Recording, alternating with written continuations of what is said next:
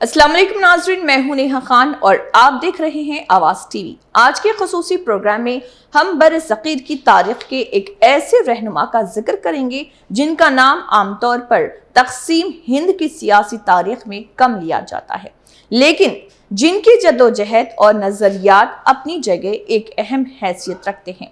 یہ شخصیت ہیں عبدالقیوم انصاری، جنہوں نے بر صغیر کی تقسیم سے قبل مسلم لیگ کے دو قومی نظریے کی مخالفت کی اور یہ موقف اختیار کیا کہ ہندوستان کے مسلمان ایک الگ قوم نہیں بلکہ متحدہ ہندوستان کا حصہ ہیں۔ آج ہم جانیں گے کہ عبدالقیوم انصاری کون تھے، ان کی سیاست کیا تھی، انہوں نے دو قومی نظریے کی مخالفت کیوں کی اور تاریخ میں ان کے کردار کو کس طرح دیکھا جاتا ہے۔ آئیے پروگرام کا آغاز کرتے ہیں۔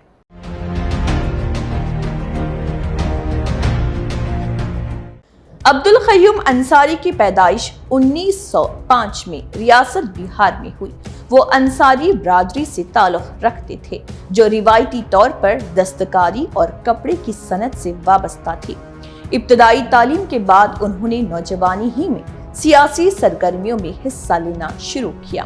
وہ آزادی کی تحریک سے متاثر تھے اور سماجی انصاف کے حامی سمجھے جاتے تھے۔ ان کا خیال تھا کہ مسلمانوں کی ترقی تعلیم، معاشی اصلاحات اور سیاسی شرکت کے ذریعے ممکن ہے۔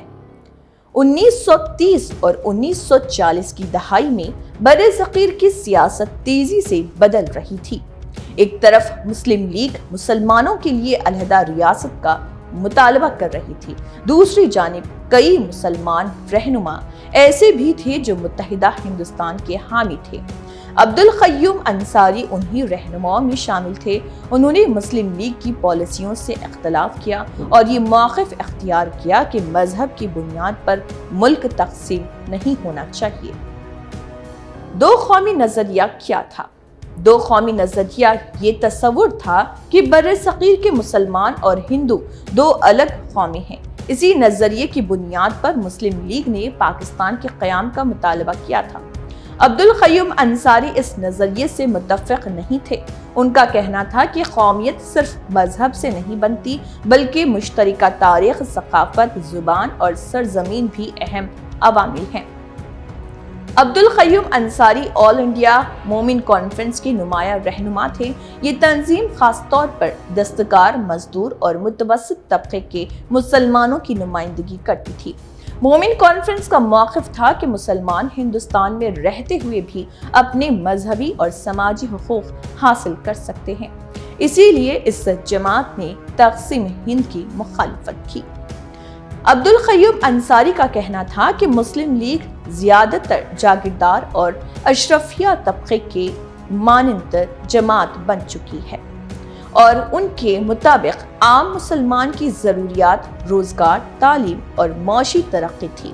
ان کا خیال تھا کہ مذہبی بنیاد پر تقسیم سے یہ مسائل حل نہیں ہوں گے۔ 1947 میں تقسیم ہند کے بعد عبدالقیوم انصاری نے بھارت میں رہنے کا فیصلہ کیا۔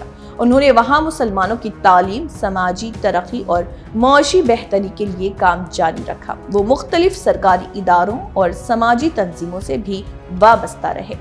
عبدالقیوم انصاری مذہبی ہم آہنگی کے حامی تھے۔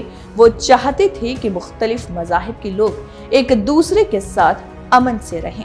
ان کا ماننا تھا کہ جمہوریت اور آئین ہی تمام شہریوں کے حقوق کی ضمانت فراہم کر سکتے ہیں۔ مورخین کے مطابق تقسیم ہند سے پہلے مسلمانوں کے اندر مختلف سیاسی آراء موجود تھی۔ کچھ مسلم لیگ کے حامی تھے، کچھ جمعیت علماء ہند کے ساتھ تھے، بعض رہنما کانگریس کے قریب تھے اور کچھ جیسے عبدالقیوم انصاری متحدہ ہندوستان کے تصور کے حامی تھے۔ یہ تمام آراء بر صغیر کی سیاسی تاریخ کا حصہ ہیں۔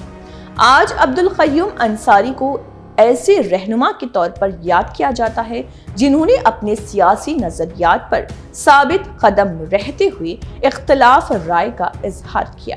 ان کے حامی انہیں جمہوریت، سماجی انصاف اور مشترکہ قومیت کا علم بردار قرار دیتے ہیں، جبکہ تاریخ دان اس بات پر زور دیتے ہیں کہ تقسیم ہند کے دور میں مختلف مسلم رہنماؤں کے نظریات کو سمجھنا ضروری ہے تاکہ اس دور کی سیاست کا متوازن مطالعہ کیا جا سکے۔ عبدالقیوم انصاری کی زندگی اس حقیقت کی یاد دلاتی ہے کہ آزادی کی تحریک میں مختلف سیاسی نظریات موجود تھے۔ انہوں نے دو قومی نظریے کی مخالفت کی اور متحدہ ہندوستان کی حمایت کی۔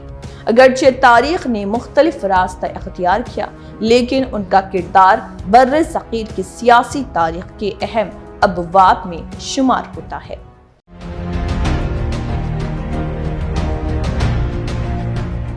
ناظرین، تاریخ صرف ان لوگوں کی کہانی نہیں ہوتی جو کامیاب ہوئے، بلکہ ان آوازوں کی بھی ہوتی ہے جنہوں نے اپنے نظریات اور اصولوں کے مطابق جد و جہد کی۔